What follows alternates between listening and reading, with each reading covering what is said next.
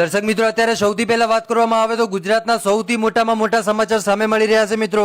ઠાકોર ફેમિલીના જમાઈ કરણજી ઠાકોરનું અકસ્માતમાં મૃત્યુ થયું। મિત્રો, કઈ રીતે મૃત્યુ થયું તમને સાહેબ આગળ આખો વિડીયો બતાવવાનો છું। વિડીયો સાહેબ તમે અંત સુધી જોતા રહેજો। પણ આપણે વિડીયોની શરૂઆત કરીએ એની પહેલા ખાસ કરીને કમેન્ટ બોક્સની અંદર દરેક વ્યક્તિ ભાઈ ઓમ શાંતિ લખી નાખજો, જેથી કરીને ભગવાન એમની દિવ્ય આત્માને શાંતિ આપે।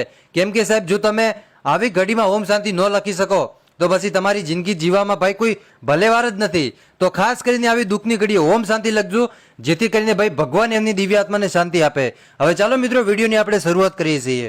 ઠાકોર ફેમિલી વ્લોગ્સ અને તેમના જમાઈ એવા કરણજી ઠાકોર કે જેમનું મિત્રો અકસ્માતમાં મૃત્યુ થયું।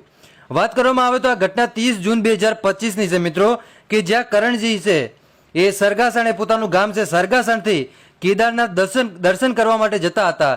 ત્યારે મિત્રો વચમાં યુપીમાં કાર એક્સિડન્ટ થયું। આ કાર એક્સિડન્ટ સાહેબ એટલું બધું ભયાનક હતું કે જેની કોઈ કલ્પના ન કરી શકાય। અને પછી આ કાર એક્સિડન્ટમાં આ કરણજી ઠાકોરનું મૃત્યુ થયું અને એમની સાથે બીજા એમના ભાઈબંધો હતા અને બીજા પણ 3 લોકોનું મૃત્યુ થયું। મિત્રો, આ સૌથી મોટા સમાચાર મળી રહ્યા છે। તો ભગવાન એમની દિવ્ય આત્માને શાંતિ આપે અને દુઃખ સહન કરવાની પરિવારને શક્તિ આપે, એ જ પ્રભુને પ્રાર્થના કરીએ છીએ।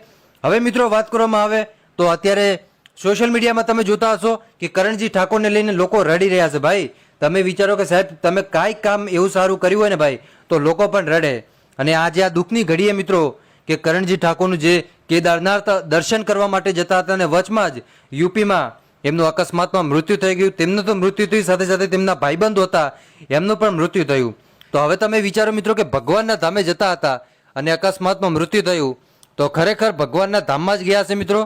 કેમ કે તમે વિચારો કે ભગવાનના મંદિરે જોઈને વચમાં જો કદાચ આવું મોત થાય તો સાહેબ ખરેખર ઘરના પણ લોકો એ પૂરી જે કહેવાય કે મિત્રો જે પૂરી રીતે હલી ગયા મિત્રો। કેમ કે આવી દુઃખની ઘડી આવી જાય તો મિત્રો તમે વિચારો કે કોણ ન હલી જાય। તો બસ આજ માટે દર્શક મિત્રો આપણે આટલું જ રાખીએ છીએ।